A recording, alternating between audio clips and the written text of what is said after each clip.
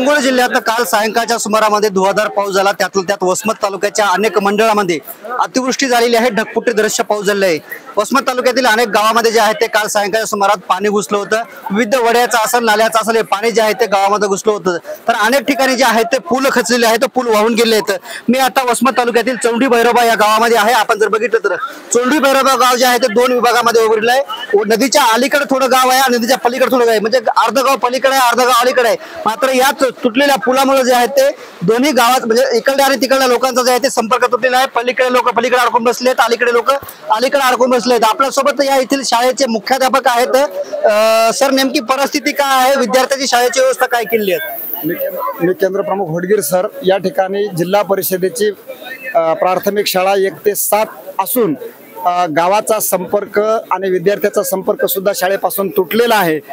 या पुलामुळे रात्रीच्या ढगफुटीने हा संपूर्ण पूल या ठिकाणी वाहून गेलेला आहे आणि विद्यार्थ्याला पलीकड शाळेमध्ये जाण्यासाठी 100% रस्ता बंद झालेला आहे आणि सर्व विद्यार्थी या ठिकाणी मंदिराच्या प्रांगणात शाळा भरवलेली आहे।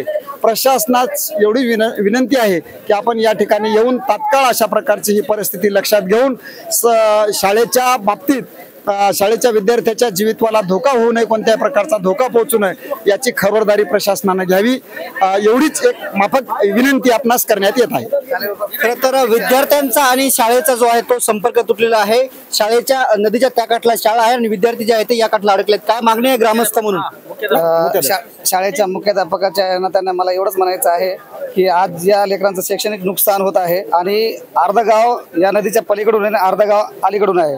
मला प्रशासनाला एवढं सांगायचं आहे की लेकरांचं शैक्षणिक नुकसान होऊ नये व लेकरांच्या जीवित हानी होऊ नये एवढी काळजी घ्यावी आणि जेवढ्या लवकरात लवकर होईल तेवढा हा पूल व्यवस्थित आणि चांगला बांधून व्यवस्थित दर्जाचा बांधून द्यावा। मी शालेय व्यवस्थापन समितीचे अध्यक्ष आमचे। खरं तर हा पूल आहे तो तात्काळ आम्हाला उपलब्ध करून द्यावा, तात्काळ या पुलाची डागडुजी करू द्या की कुठेतरी शालेय विद्यार्थ्यांचे जे आहे ते शैक्षणिक नुकसान होऊ नये। आणि दुसरी मागणी ही आहे की शालेय विद्यार्थ्यांच्या जीवितातही काही धोका होऊ नये म्हणून या संबंधित प्रशासनाने याकडे तात्काळ लक्ष देऊन ते पूल बांधून देणं, डागडुजी करून देण्याची खरी गरज निर्माण झालेली आहे। कॅमेरामॅन ज्ञानेश्वर वानखेडेसह मी रमेश चेनके, TV9 मराठी, चोंडी भैरोबा, वसमत, हिंगोली।